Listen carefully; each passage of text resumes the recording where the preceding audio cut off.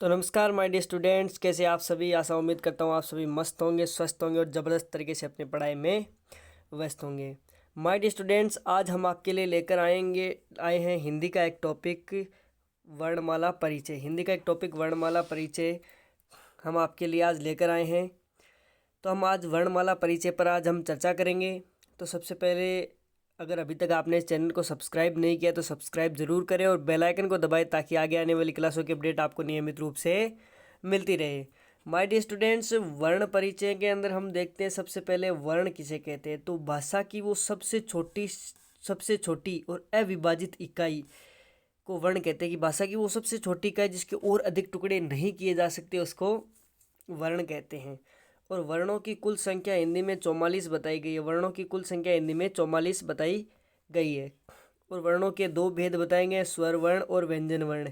स्वर वर्णों की संख्या 11 होती है और व्यंजन वर्णों की संख्या 33 होती है। तो सबसे पहले हम परिभाषा देखेंगे स्वर वर्ण की। तो स्वर्ण वर्ण किसे कहते हैं? कि जिन वर्णों या ध्वनियों का उच्चारण मुख से स्वतंत्र रूप से किया जाए उन्हें स्वर वर्ण कहते हैं।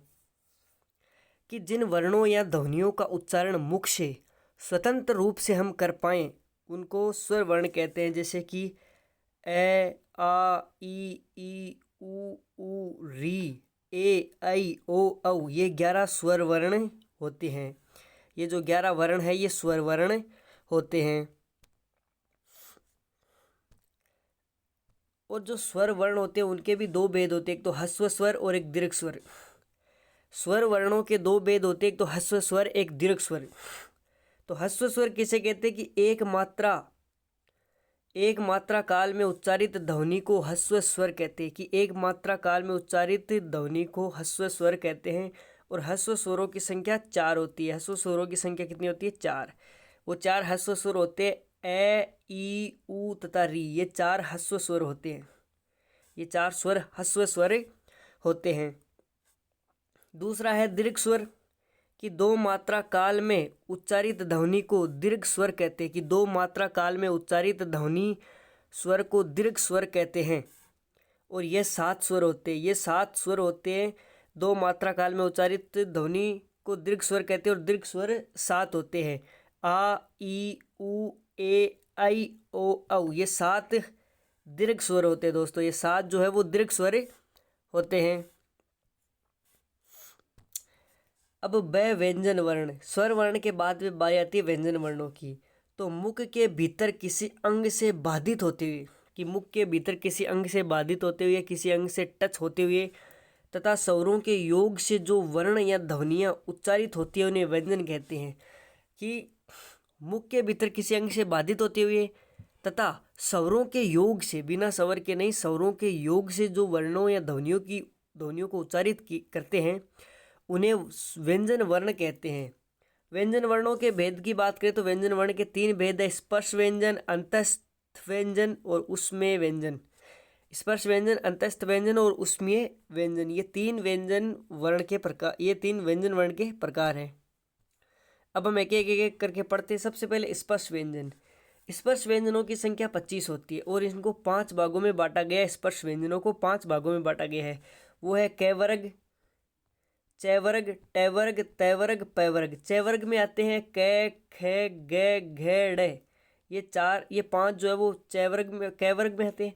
फिर च, छ, ज, झ, य, और ये आते हैं च वर्ग में। फिर ट, ठ, ड, ढ, ण, ये आते हैं ट वर्ग में। फिर त, थ, द, ध, न, ये आते हैं त वर्ग में। और ये प, फ, ब, भ, म, ये आते हैं प वर्ग में। तो ये 5 वर्गों में विभाजित है। कुल 25 होते हैं। स्पर्श व्यंजन कुल 25 होते हैं। दूसरा है अंतस्थ व्यंजन। ये 4 होते हैं। अंतस्थ व्यंजन कितने होते हैं? 4 होते हैं। 4 कौन कौन से? ये होते हैं य, र, ल, व, य, र, ल, व। ये 4 होते हैं अंतस्थ व्यंजन। इसमें ये और व अर्ध स्वर होते हैं। र, जो र है ये पंक्तित वर्ण है और जो ल है ये पार्श्विक वर्ण है। तीसरा है उष्मीय वर्ण। व्यंजन वर्ण का तीसरा प्रकार है उष्मीय वर्ण और ये भी 4 होते हैं। कौन से? स और है। इसमें स तो होते हैं सत्व वर्ण और है होता है कोमल तालव्य वर्ण। कोमल तालव्य वर्ण होता है है होता है कोमल तालव्य वर्ण। अब इसके अंदर जो स होता है, पहला स, ये जो स होता है वो होता है तालव्य वर्ण, ये जो स होता है वो मूर्धन्य वर्ण, और ये जो स होता है वो दंत्य वर्ण होता है। मतलब ये स तालव्य, ये स मूर्धन्य और ये स दंत्य वर्ण होते हैं। अब हम देखते हैं प्राण तत्वों के आधार पर वर्गों का वर्गीकरण। प्राण तत्वों के आधार पर वर्णों का वर्गीकरण देखते हैं। सबसे पहले ध्वनि के आधार पर। ध्वनि के आधार पर दो प्रकार के होते हैं, अल्प प्राण वर्ण और महाप्राण वर्ण। ध्वनि के आधार पर पहला होता है अल्प प्राण वर्ण। इन वर्णों में उच्चारण कम वायु में प्रयुक्त होती है। जो अल्प प्राण है, अल्प प्राण वर्ण जो है, उनके वर्णों के उच्चारण में कम वायु प्रयुक्त होती है। और प्रत्येक वर्ग का प्रथम, द्वितीय, पंचम और अंतस्थ वर्ण तथा सभी स्वर जो है वो अल्प प्राण में आते हैं। जैसे क, ख, ड, च, झ, य, ट, ट, ड, त, द, न, प, ब, म, य, र, ल, व और सभी स्वर, ये कौन से, ये अल्प प्राण वर्ण है। फिर दूसरे महाप्राण वर्ण। महाप्राण वर्ण क्या है, इन स्वरों के उच्चारण में अधिक वायु का प्रयोग होता है। महाप्राण वर्ण जो है इनके उच्चारण में अधिक वायु का प्रयोग होता है। और प्रत्येक वर्ग का द्वितीय, चतुर्थ और उसमें वर्ण महाप्राण वर्ण में आते हैं। जैसे क, ख, ग, ख, ग, च, झ, ट, ढ, थ, ध, प, भ, स, है, ये सभी महाप्राण वर्ण है। ये सभी महाप्राण वर्ण है। अगले हम देखते हैं घोष ध्वनि गूंज के आधार पर। घोष या ध्वनि गूंज के आधार पर ये होते हैं दो प्रकार के, अघोष और सघोष। अघोष वर्ण किसे कहते हैं कि जिन ध्वनि के उच्चारण में गूंज कम होती है उनको तो अघोष कहते हैं। गूंज कम होती है उनको अघोष कहते हैं। प्रत्येक वर्ग का प्रथम, द्वितीय तथा सत्व वर्ण जो है वो अघोष वर्ण में आते हैं। जैसे क, ख, च, छ, ट, ठ, त, थ, प, फ, स, ये अघोष वर्ण में आते हैं। सघोष वर्ण ध्वनि के उच्चारण में गूंज अधिक होती है। सघोष वर्ण की ध्वनि के उच्चारण में गूंज अधिक होती है। इसमें प्रत्येक वर्ग का तीसरा, चौथा और पांचवा वर्ण और अंतस्थ है और है वर्ण सभी स्वर सघोष में आते हैं। जैसे ग, घ, ड, ग, घ, ण, ज, झ, य, ड, ढ, ण, द, न, भ, म, य, र, ल, व, है और सभी स्वर ये सघोष वर्ण में आते हैं। अब देखते हैं हम उच्चारण स्थान। उच्चारण स्थान पहला है कंठ। कंठ में होते हैं ए, आ, क, ख, ग, घ, ण, है और विसर्ग।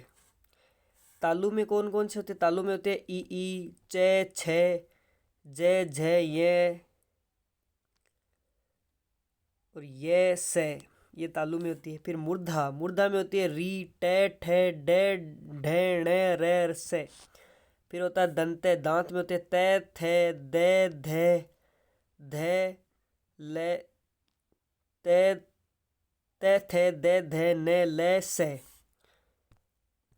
उसके बाद में पांचवा होता है ओष्ठ। ओष्ठ में होते हैं उ, प,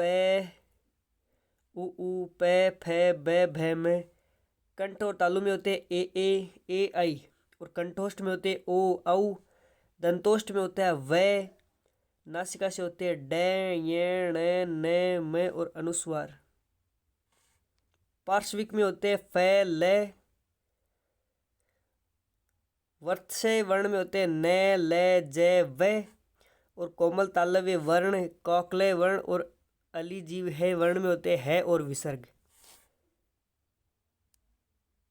फिर उत्सिक्त व्यंजन में ड, ढ और संयुक्ताक्षर में होते हैं क्षय, त्र, ज्ञ और क्षय।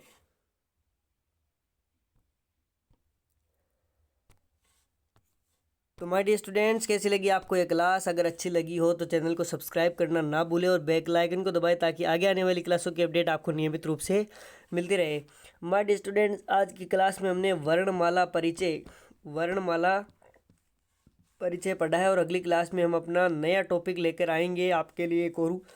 एक और नया टॉपिक लेकर आएंगे तो आने वाले टॉपिक की आपको नियमित रूप से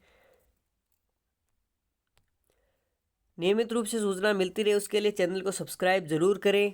मिलते हैं आपसे आपकी अगली क्लास में, तब तक के लिए आपका दिन शुभ रहे। धन्यवाद। जय हिंद, जय भारत।